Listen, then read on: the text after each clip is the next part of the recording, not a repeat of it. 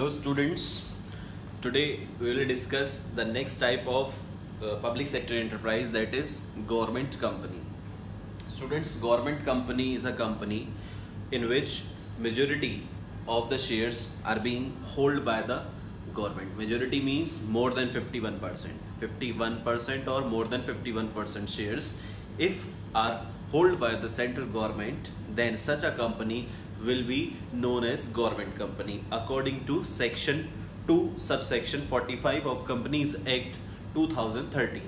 यानी कि companies act में सेक्शन 2 सबसेक्शन 45 कहता है कि वो कंपनी जिसमें मोर देन 51% शेयर्स गवर्नमेंट के पास हों तो वो कंपनी क्या बन जाती है, फिर गवर्नमेंट कंपनी बन जाती है। Government company can be public limited company और it can be private limited company as well, यानी कि वो पब्लिक लिमिटेड की तरह भी बन सकती है और प्राइवेट लिमिटेड की तरह भी बन सकती है।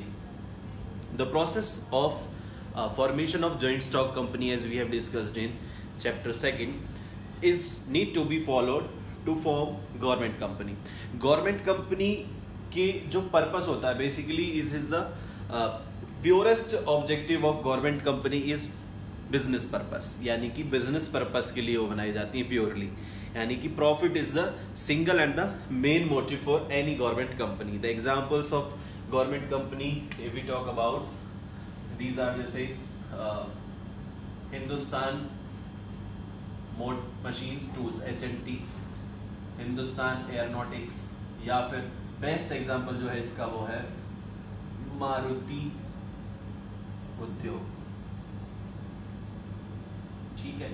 और इसके साथ साथ आपके भेल और से जैसे भेल है Bharat heavy electricals limited, steel authority of India limited, ठीक है, भारत अर्थ मूवर्स लिमिटेड, भारत अर्थ मूवर्स लिमिटेड, आपने सुना हो शायद अर्थ मूवर्स लिमिटेड BEML। तो ये सारी जो है किसके एग्जांपल्स है, गवर्नमेंट कंपनी के एग्जांपल्स है, ठीक है। तो गवर्नमेंट कंपनी वो कंपनी होती है जो मेनली रजिस्टर्ड होती है या फॉर्म्ड होती है अंडर द कंपनीज एक्ट 2013 और एनी सच प्रीवियस लॉ, यानी कि जैसे 1956 से कंपनीज एक्ट जो है उसमें अमेंडमेंट्स होती आ रही है, बट लेटेस्ट अमेंडमेंट हमारे पास जो है वो 2013 की है, तो इसीलिए हम इसको कंपनीज एक्ट 2013 कहते हैं। तो कोई भी गवर्नमेंट कंपनी में गवर्नमेंट के कितने शेयर्स होने चाहिए, 51% या उससे ज़्यादा होने चाहिए, तभी वो गवर्नमेंट कंपनी बनेगी। गवर्नमेंट कंपनी का ऑब्जेक्टिव जो होता है वो क्या होता है, प्योरली बिजनेस पर्पस के लिए बनाई जाती है।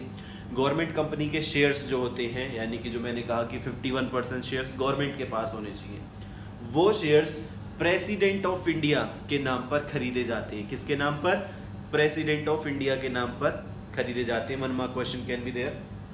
दूसरा, जो ये गवर्नमेंट कंपनी होती है वो पब्लिक लिमिटेड भी हो सकती है और प्राइवेट लिमिटेड भी हो सकती है। गवर्नमेंट कंपनी के जो एम्प्लॉयज़ होते हैं ना, वो गवर्नमेंट एम्प्लॉयज़ नहीं होते।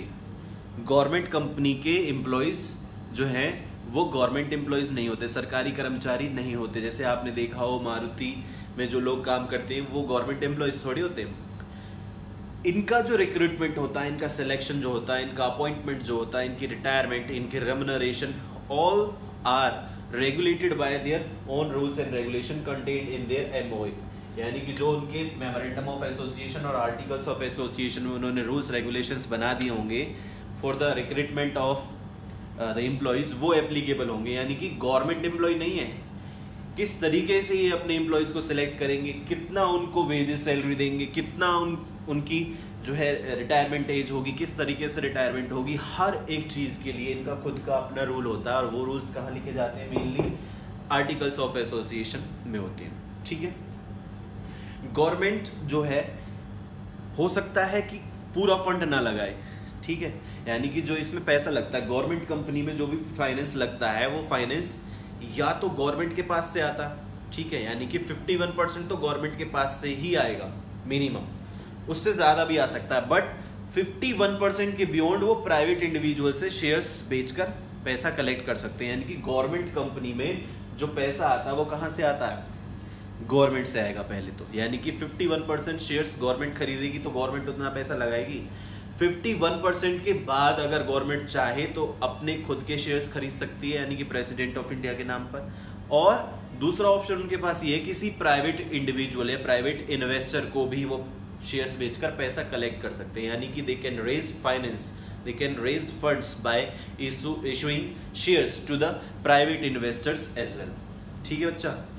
एक इसमें जो बहुत इंपॉर्टेंट बात है जो दूसरे फॉर्म से अलग है वो ये कि ये जो गवर्नमेंट कंपनी होती हैं एग्जेम्प्टेड होती हैं अकाउंटिंग एंड ऑडिटिंग प्रोसीजर से, ऑडिट एंड अकाउंटिंग प्रोसीजर से एग्जेम्प्टेड होती है। इसका मतलब ये नहीं कि यहाँ पे कोई भी घोटाले हो सकते हैं, यानी कि विंडो ड्रेसिंग हो सकती है या मैनिपुलेशन ऑफ द फैक्ट्स हो सकती है, फिगर्स को चेंज कर सकते हैं, ऐसा नहीं है। Because central government generally appoints the auditor to audit the account of government company, और ये सेंट्रल गवर्नमेंट सिर्फ गवर्नमेंट कंपनीज में ही अपॉइंट नहीं करती है, सेंट्रल गवर्नमेंट हर किसी कंपनी में अपॉइंट कर सकती है as per the requirement of companies act 2013। Companies act 2013 में ऐसा लिखा हुआ है कि सेंट्रल गवर्नमेंट जो है वो ऑडिटर्स को अपॉइंट करती है। ठीक है, तो गवर्नमेंट कंपनी में भी सेंट्रल गवर्नमेंट ही अपॉइंट करेगी ऑडिटर्स को। ये अपने खुद के ऑडिट और अकाउंटिंग प्रोसीजर से क्या है एग्जेम्प्टेड है, इन्हें अपने खुद का अकाउंट ऑडिट कराने की जरूरत नहीं होती, सेंट्रल गवर्नमेंट ऑडिटर भेजती है, वो सारे इनके अकाउंट्स क्रॉस चेक करते हैं। तो ये हमारे इनके मेनली फीचर्स होते हैं। अगर हम फीचर्स की बात करें गवर्नमेंट कंपनी के, तो फर्स्ट हमारे पास जो है वो है created under the Companies Act 2013, no special act is need to be passed in the parliament। Parliament में कोई स्पेशल एक्ट पास करने की जरूरत नहीं है, because already there is an act Companies Act 2013 under which a government company can simply be registered or formed। फिर है manage according to the provisions of Companies Act 2013, यानी कि जो इसका मैनेजमेंट होता है वो गवर्नमेंट के हिसाब से नहीं होता, किसके हिसाब से होता है, because it is the company or it is the corporation which is registered under Companies Act 2013, यानी कि फिर ये क्या बन जाता है, एक आर्टिफिशियल पर्सन बन जाता है ना। तो कंपनीज एक्ट के प्रोविजंस को ही फॉलो करना होगा to manage the company. Government जैसे चाहे वैसे इसको मैनेज नहीं कर सकती, क्योंकि ये किसने बनाई है, पैसा जरूर गवर्नमेंट ने लगाया बट कंपनीज एक्ट ने बनाया ये। ठीक है, फिर ये आर्टिफिशियल पर्सन बन जाता है, बॉडी कॉर्पोरेट बन जाता है, इसकी अपनी अलग एक लीगल एंटिटी हो जाती है। तो गवर्नमेंट इसको बंद नहीं कर सकती, फिर कौन करेगा बंद इसको, कंपनीज एक्ट करेगा। ठीक है, तो ये मैनेजमेंट जो होता है कंपनी का, गवर्नमेंट कंपनी का, वो किसके अकॉर्डिंग होता है, कंपनीज एक्ट 2013, नॉट जैसे गवर्नमेंट चाहे वैसे। ठीक है, सेपरेट लीगल एंटिटी होता है, ये पब्लिक भी हो सकता है और प्राइवेट लिमिटेड भी हो सकती है। फंड जो है वो गवर्नमेंट शेयर होल्डिंग से आते हैं, मेजोरिटी ऑफ, यानी कि 51% और मोर। ये फंड्स कहाँ से आएंगे, गवर्नमेंट शेयर होल्डिंग, यानी कि गवर्नमेंट जब इनके शेयर्स खरीदती है तो गवर्नमेंट इसमें फंड जो है वो कंट्रीब्यूट करते हैं। उसके अलावा ये प्राइवेट शेयर होल्डर से भी पैसा ले सकती है। जैसे मान लो किसी भी कंपनी में, सपोज करो मैं यहाँ लिख देता हूँ 10 करोड़ की रिक्वायरमेंट है, गवर्नमेंट कंपनी में 10 करोड़ रुपए की रिक्वायरमेंट है, तो 10 करोड़ में से मान लो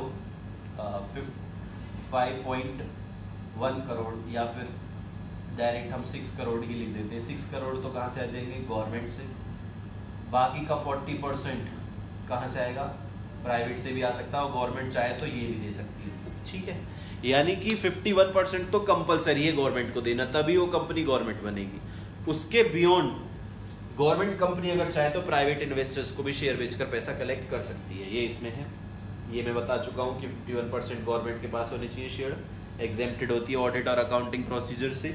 और लास्ट इसके जो एम्प्लॉयज़ होते हैं उनका रिक्रूटमेंट, उनका रिटायरमेंट, उनका अपॉइंटमेंट, उनकी रेम्युनरेशन, सब कुछ किसके हिसाब से होता है, there own rules and regulation contained in their MOA और AOA, यानी कि उनके मेमोरेंडम ऑफ एसोसिएशन और आर्टिकल्स ऑफ एसोसिएशन के जो रूल्स रेगुलेशंस हैं फॉर एम्प्लॉयज़ वो फॉलो किए जाएंगे, ना कि गवर्नमेंट के रूल्स एंड रेगुलेशंस। क्लियर बच्चा? ठीक है, इसके बाद हम बात करते हैं मेरिट्स की। गवर्नमेंट कंपनी के जो मेरिट्स हैं वो बहुत सिंपल हैं। देखो, सबसे पहले तो यहाँ पर ऑटोनोमस ऑर्गेनाइजेशन है, ऑटोनोमी है, यानी कि गवर्नमेंट कंपनी जो है वो अपने हिसाब से चलाएगी अपनी कंपनी को, यानी कि गवर्नमेंट का कोई इंटरफेरेंस नहीं होता है, गवर्नमेंट का इंटरफेरेंस कम होता है। और यहाँ पर कंपनी जो है वो कंपनीज एक्ट 2013 के प्रोविजंस के हिसाब से चलती है। ठीक है, तो कंपनीज एक्ट 2013 बहुत सारी पावर्स कंपनी को देता है और उन पावर्स को कंपनी एंजॉय कर सकती है, यानी कि डिसीजन मेकिंग उनकी खुद की होती है। दे एंजॉय द फ्लेक्सिबिलिटी, वो अपने बिजनेस ऑपरेशंस को चेंज कर सकते हैं according to the needs of the business environment और as per their choice. Government का इंटरफेरेंस नहीं होता है, ठीक है। तो ऑटोनोमस ऑर्गेनाइजेशन ये होती है। ऑटोनोमस का मतलब ऑटोनॉमी, फ्रीडम ऑफ एक्शन, ठीक है। तो यहाँ पर फ्लेक्सिबिलिटी भी होती है, यानी कि हम चेंज कर सकते हैं अपने बिजनेस ऑपरेशंस को, जैसे बिजनेस एनवायरनमेंट की नीड है, कोई अपॉर्चुनिटी हमारे सामने आ रही है, उसके हिसाब से हमें अपने आप को चेंज करना पड़ेगा, तो हम कर सकते हैं। ये इसकी मेरिट हुई। Established by fulfilling the requirement of companies act 2013।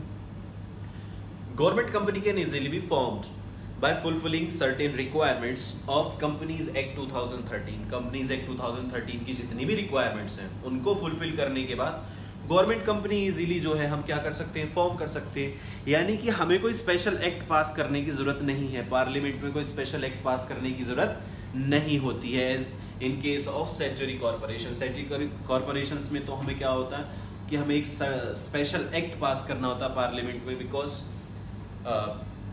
ये नीड है उसकी कि बिना स्पेशल एक्ट पास किए स्टैट्यूटरी कॉर्पोरेशन नहीं फॉर्म की जा सकती। और एक्ट पास करने के लिए हमें मेजोरिटी चाहिए, किसमें, पार्लियामेंट में, यानी कि लोकसभा और राज्यसभा में हमारे पास मैक्सिमम नंबर होना चाहिए, ठीक है, मैंडेट होना चाहिए, बहुमत।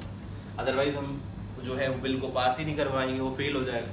तो यहाँ पर ऐसी कोई ज़रूरत नहीं है, हमें कोई स्पेशल एक्ट पास करने की ज़रूरत नहीं है, क्योंकि गवर्नमेंट कंपनी तो ईजिली फॉर्म की जा सकती है। कैसे? By fulfilling the requirements of companies act 2013। एक सबसे बड़ी बात इसकी सेपरेट लीगल एंटिटी है। सेपरेट लीगल एंटिटी यानी कि इसका खुद का नाम होता है, एक आर्टिफिशियल पर्सन है, it is known by its own name, it can sue the third party और third party can sue it, और इट कैन परचेज और सेल एनी एसेट्स और property on it's own name. Clear? Last जो है इसमें curve the unfair trade practices by providing goods and services at reasonable prices. Government company generally देखो आप अगर बात करें तो फॉर एग्जांपल मारुति का ही ले लेते हैं, मारुति उद्योग। मारुति जो है वो दूसरी कंपनीज के कंपैरिजन में अपने जो गुड्स हैं यानी कि जो उसकी गाड़ियां हैं वो कम प्राइसेस पर देती है। उसकी जो सर्विसेज हैं, ठीक है, जैसे आप कोई गाड़ी का सर्विस करवाने जाते हो और उनके अदर काइंड ऑफ प्रोडक्ट्स हैं वो रीजनेबल प्राइसेस पर मिलेंगे as compare to other companies. तो जो जनरल पब्लिक है वो प्रेफर करेगी इनकी सर्विसेज को लेना। वो महंगी सर्विसेज क्यों लेगी? जैसे दूसरी कंपनीज हैं उनकी सर्विसेज मारुति की कंपनी में महंगी है, उनके प्रोडक्ट भी महंगे आते हैं, तो जनरली लोग प्रेफर करते हैं कि मारुति की गाड़ियां खरीदें। तो इससे क्या फायदा होता है कि जो अनफेयर ट्रेड प्रैक्टिसेस है यानी कि दूसरी कंपनी जो एक्सप्लॉयटेशन करती है, कंज्यूमर से ज़्यादा प्राइसेस चार्ज करती है और उनकी मोनोपोली ना बन जाए। मोनोपोली यानी कि फॉर्म्स ऑफ मार्केट में आप इकोनॉमिक्स में पढ़ोगे, मोनोपोली होती है जहाँ पर सिंगल सेलर होता है, ठीक है। कोई भी कहीं भी ऐसे सिंगल सेलर आ रहा है तो गवर्नमेंट फिर वहाँ अपनी कंपनी जो है फॉर्म कर सकती है ताकि वो सिंगल सेलर जो है एक्सप्लॉयटेशन ना कर सके। क्योंकि अगर एक अकेला ही सेलर होगा और कोई सेलर नहीं है और खरीदने वाले बहुत ज़्यादा लोग हैं तो वहाँ पर वो ज़्यादा प्राइसेस चार्ज करेंगे, ज़्यादा एक्सप्लॉयटेशन होगा। तो उस चीज़ को कर्ब यानी कि दबाने में, ख़त्म करने में ये गवर्नमेंट कंपनीज एक इम्पॉर्टेंट रोल प्ले करती है by providing goods and services at reasonable, यानी कि रीजनेबल होता है जायज़, ठीक है, ना कम ना ज़्यादा, ठीक है। इसके बाद इसके डीमेरिट्स आते हैं। डीमेरिट्स में थोड़ा सा हमें देखना पड़ेगा कि जैसे मैंने कहा कि गवर्नमेंट के 51% शेयर्स होते हैं, ठीक है, लेकिन उससे ज़्यादा भी हो सकते हैं। तो जब majority of the share holding government के हाथ में होती है तो फिर एक कंपनीज एक्ट का रिलेवेंस कम ही हो जाता है, यानी कि इसमें कंपनीज एक्ट की जो प्रोविजन है उनका प्रभाव कम हो जाता है। क्योंकि फिर गवर्नमेंट अगर मेजोरिटी, जहाँ पर शेयर होल्डिंग सबसे ज़्यादा मेरी है, ठीक है, तो कंपनीज में क्या होता है कि कोई भी एजेंडा या कोई भी रेजोल्यूशन हमें पास करना होता है तो वोटिंग राइट्स का इस्तेमाल करते हैं शेयर होल्डर्स। अब मेजोरिटी ऑफ शेयर्स किसके हाथ में? गवर्नमेंट के हाथ में। तो गवर्नमेंट तो इजीली कोई भी रेजोल्यूशन पास कर सकती है, कोई भी एजेंडा पास कर सकती है। तो यहाँ पर प्रोविजंस ऑफ कंपनीज एक्ट 2013 के ज़्यादा रेलेवेंस नहीं होता है क्योंकि गवर्नमेंट के हाथ में ही मेजोरिटी ऑफ शेयर होल्डिंग्स है। कंपनी में फिर वही होता है जो गवर्नमेंट चाहती है।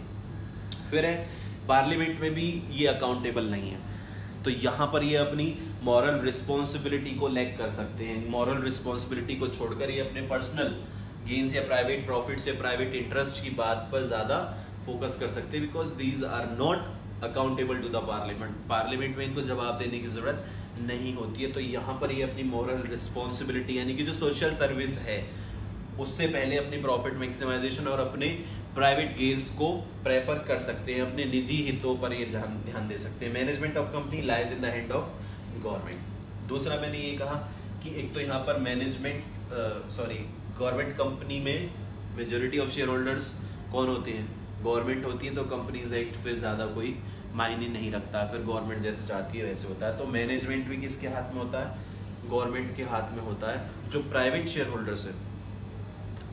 होल्डर्स है उनके पास शेयर होल्डिंग्स होती तो है बट कम होती है in comparison to government. Government के पास ज़्यादा शेयर होल्डर है तो गवर्नमेंट जो चाहेगी वही होता है। प्राइवेट शेयर होल्डर्स को फिर सिर्फ एक्सेप्ट करना होता है गवर्नमेंट के डिसीजंस को। क्लियर है बच्चे? तो ये इसके मेरिट्स और डीमेरिट्स थे। बहुत इजी है गवर्नमेंट कंपनी, तीनों में सबसे इजी है क्योंकि हम कंपनीज जो हैं जॉइंट स्टॉक कंपनी ऑलरेडी पढ़ चुके हैं चैप्टर 2 में। तो फिर भी अगर आपको कोई डाउट रह जाता है तो आप ग्रुप में या पर्सनली भी मेरे से पूछ सकते हैं। ठीक है बच्चा, थैंक यू स्टूडेंट्स।